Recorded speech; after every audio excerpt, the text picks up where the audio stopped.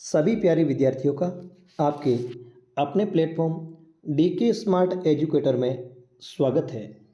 प्यारे विद्यार्थियों, आप इस वीडियो के माध्यम से कक्षा 8 की पाठ्यपुस्तिका संस्कृत रुचिरा भाग 3 के अध्याय 1 सुभाषितानी के श्लोक संख्या 1 व 2 का सरल भाषा में विस्तृत अध्ययन करेंगे।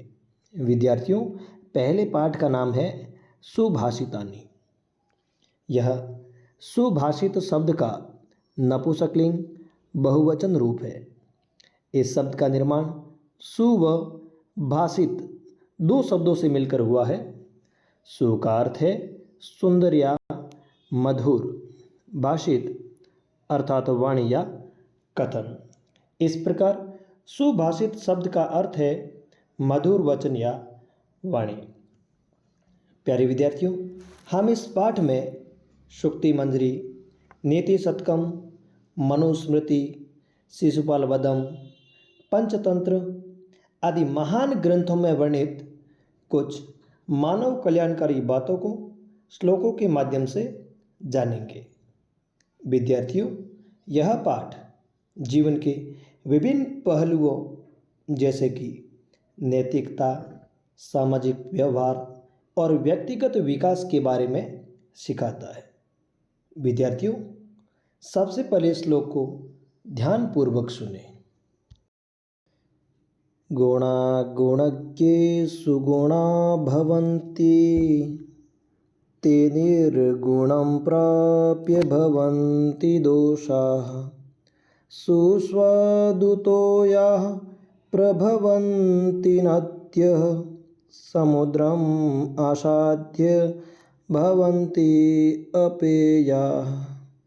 विद्यार्थियों, सबसे पहले हम इस श्लोक का अन्वय करेंगे। अन्वय अर्थात वाक्य में शब्दों का सही क्रम। इस श्लोक का अन्वय देखें। गुणः गुणगेषु एव गुणः भवन्ति, अर्थात गुण गुणियों में गुण होते हैं। ते अर्थात वे निर्गुणम प्राप्य, निर्गुणों को या गुण से रहित लोगों को प्राप्य प्राप्त होकर दोषाः भवन्ति, दोष हो जाते हैं। यथा जैसे नद्यः सुस्वादुतोयाः प्रभवन्ति, अर्थात नदियाँ स्वादिष्ट जल वाली उत्पन्न होती है या निकलती है, परंतु ताः वे समुद्रम आसाद्य, समुद्र को प्राप्त होने पर अपेयाः भवन्ति, अपेय अर्थात खारी हो जाती है।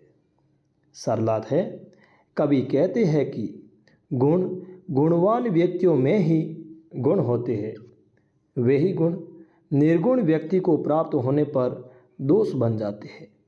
जैसे नदियाँ स्वादिष्ट जल निकलती है, नदियों का वही स्वादिष्ट जल समुद्र को प्राप्त होने पर खारा हो जाता है। इस श्लोक का भाव है, संगति में गुण विकसित होते हैं, परंतु कुसंगति में वही गुण दोष स्वरूप बन जाते हैं। कवि कहना चाहते हैं कि गुण गुणवान व्यक्तियों के पास गुण होते हैं, वही गुण निर्गुण व्यक्ति को प्राप्त होने पर दोष बन जाते हैं। जैसे नदियाँ स्वादिष्ट जल लेकर निकलती है, परंतु वही नदियों का जल समुद्र को प्राप्त होने पर अपेय हो जाता है। सबसे पहले हम इस श्लोक की व्याकरणिक शब्दावली के बारे में जानेंगे। व्याकरणिक शब्दावली में सबसे पहले हम उपसर्ग पढ़ेंगे। उपसर्ग अर्थात मूल शब्द के आगे जुड़कर अर्थ में परिवर्तन करना उपसर्ग कहलाता है। पहला शब्द है प्रभवन्ति। इस शब्द में मूल धातु भू है, जिसका लट लकार में प्रथम पुरुष बहुवचन रूप है भवन्ति, जिसका अर्थ होता है होते हैं। इस शब्द के आगे प्र उपसर्ग जुड़ने पर इसका अर्थ हुआ उत्पन्न होती है या प्रकट होती है। अगला शब्द है निर्गुणम। इस शब्द में मूल शब्द है गुणम, अर्थात गुण सहित या गुणों वाला। इस शब्द के आगे निर उपसर्ग जुड़ने पर इसका अर्थ हुआ गुण रहित। अगला शब्द है सुस्वादु तोया, अर्थात स्वादिष्ट जल वाली। इस शब्द में सु उपसर्ग है। अगला शब्द है अपेया, अर्थात खारी। इस शब्द में मूल शब्द पेया है, अर्थात पीने योग्य, और इस शब्द के आगे अ उपसर्ग जोड़ने पर इसका अर्थ हुआ पीने योग्य न होना, अर्थात अपेय। अब हम प्रत्यय के बारे में जानेंगे। प्रत्यय अर्थात मूल शब्द के अंत में जुड़कर अर्थ में परिवर्तन करना प्रत्यय कहलाता है। उदाहरण है प्राप्य। इस शब्द में प्र उपसर्ग, आप धातु व लेप प्रत्यय है। विद्यार्थियों, लेप प्रत्यय के बारे में हम जानेंगे। लेप प्रत्यय में हमें सबसे पहले उपसर्ग, उसके बाद में धातु व अंत में यह दिखाई देता है। अब हम संधि शब्दों के बारे में जानेंगे। संधि अर्थात दो वर्णों के परस्पर मेल से उत्पन्न विकार को संधि कहते हैं। पहला शब्द है निर्गुणम। यह ऋत्व विसर्ग संधि का उदाहरण है। इसका संधि विच्छेद है निहिदन गुणम। अगला शब्द है समुद्रम आसाध्य। इस शब्द में अनुस्वार संधि है। इस शब्द का संधि विच्छेद है समुद्रम धन आसाध्य। अगला शब्द है भावन्त्यपेया। यह शब्द यण संधि का उदाहरण है। इस शब्द का संधि विच्छेद है भवन्ति धन अपेया। विद्यार्थियों, अब हम इस श्लोक में प्रयुक्त हुए विलोम शब्दों के बारे में जानेंगे। विलोम शब्द अर्थात विपरीत अर्थ देने वाले शब्द। पहला शब्द है अपेया, अर्थात पीने योग्य न होना। इसका विलोम शब्द है पेया, अर्थात पीने योग्य। अगला शब्द है दोषाह, अर्थात गुणों से रहित। इसका विलोम शब्द है गुणाह, अर्थात गुणवान। अब हम इस श्लोक में प्रयुक्त हुई धातु शब्द के बारे में जानेंगे, जिसमें पहला शब्द है भवन्ति। यह भू धातु लट लकार प्रथम पुरुष बहुवचन का रूप है, जिसका अर्थ है होते हैं। इसके बाद श्लोक में प्रयुक्त हुए संज्ञा शब्दों के शब्दरूप के बारे में जानेंगे, जिसमें पहला शब्द है गुणज्ञेषु। यह गुणज्ञ शब्द की सातवीं विभक्ति बहुवचन रूप है। इसका अर्थ है गुणियों में। अगला शब्द है नद्यः। यह नदी शब्द की प्रथमा विभक्ति बहुवचन रूप है, जिसका अर्थ है नदियाँ। अब हम इस श्लोक से संबंधित महत्वपूर्ण प्रश्नों के बारे में जानेंगे। पहला प्रश्न है गुणा केषु गुणा भवन्ति, अर्थात गुण किसमें गुण होते हैं। उत्तर है गुणज्ञेषु, अर्थात गुणियों में। अगला प्रश्न है गुणा किम प्राप्य दोषा भवन्ति। गुण किसको प्राप्त होकर दोष हो जाते हैं। उत्तर है निर्गुणम, अर्थात निर्गुणों को या गुण रहित लोगों को प्राप्त होकर गुण दोष हो जाते हैं। अगला प्रश्न है काः सुस्वादु तोयाः भवन्ति। कौन स्वादिष्ट जल वाली होती है। उत्तर है नद्यः, अर्थात नदियाँ। अगला प्रश्न है काः समुद्रम आसाद्य अपेयाः भवन्ति, अर्थात कौन समुद्र को प्राप्त होकर अपेया अर्थात पीने योग्य भवन्ति हो जाती है। उत्तर है नद्यः, अर्थात नदियाँ। अब हम इस श्लोक से संबंधित शब्दार्थ जानेंगे, जिसमें पहला शब्द है गुणगेषु अर्थात गुणियों में, निर्गुणम गुणहीन, प्राप्य प्राप्त करके या पहुँच कर, दोषा दोष या निर्गुण, सुस्वादुतोया स्वादिष्ट जल वाली, नद्यः नदियाँ, प्रभवन्ति निकलती है, आसाद्य पहुँचकर, अपेयाः न पीने योग्य, भवन्ति हो जाती है। विद्यार्थियों, सबसे पहले श्लोक को ध्यानपूर्वक सुने।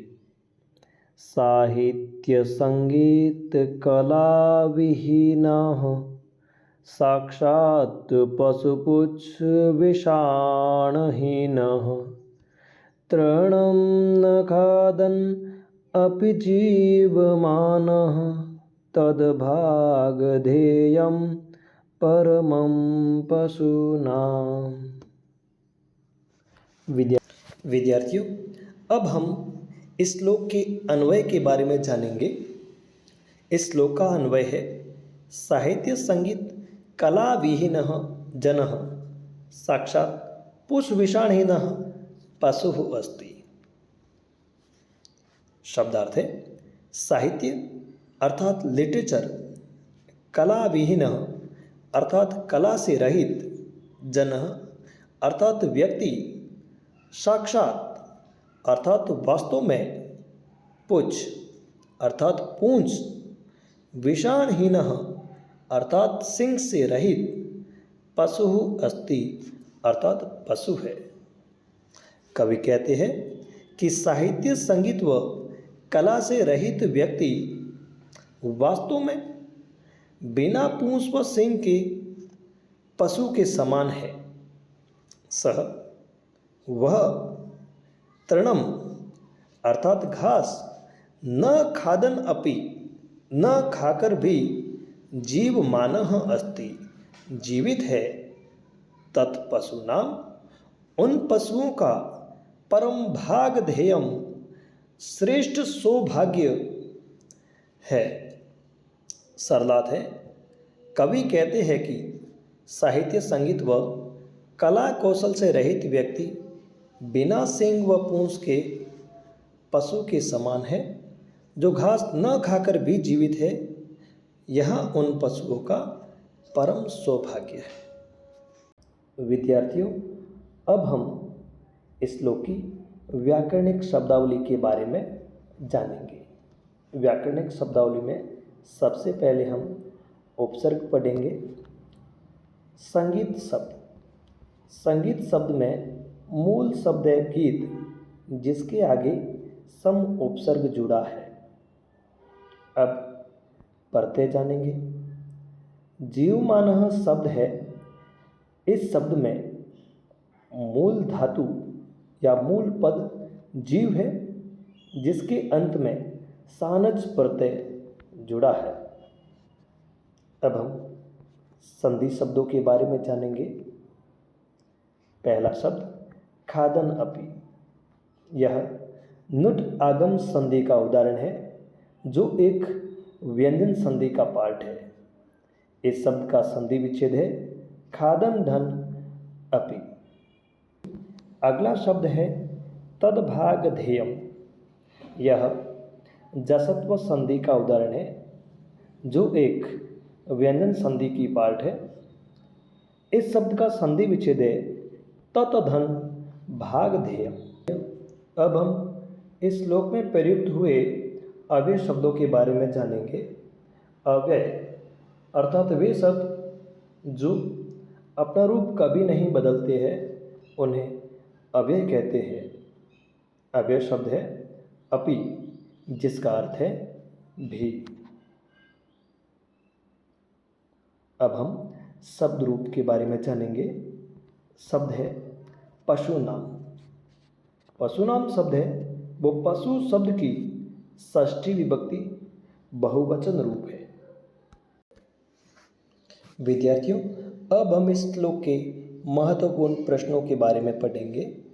पहला प्रश्न है, साहित्य संगीत कला विहीनः जनः कीदृशः अस्ति। अर्थात साहित्य संगीत व कला से रहित व्यक्ति कैसा है। उत्तर है, साक्षात पुष्पविषाणहीनः पशु। अर्थात वास्तव में बिना पूंछ व सिंह का पशु है। अगला प्रश्न है, केषां भागधेयं परमम्। अर्थात किसका भाग्य श्रेष्ठ है। उत्तर है, पशूनां। अर्थात पशुओं का भाग्य श्रेष्ठ है। इसके बाद हम इस श्लोक के शब्दार्थ जानेंगे। विहीन अर्थात रहित, साक्षात, वास्तव में, पुष्पविषाणहीनः पूंछ तथा सिंग से रहित, तृणम अर्थात घास या तिनका, खादन अपि अर्थात खाते हुए भी, जीवमानः अर्थात जीवित रहता है, भागधेयम अर्थात भाग्य और परमम अर्थात श्रेष्ठ, बड़ा या परम।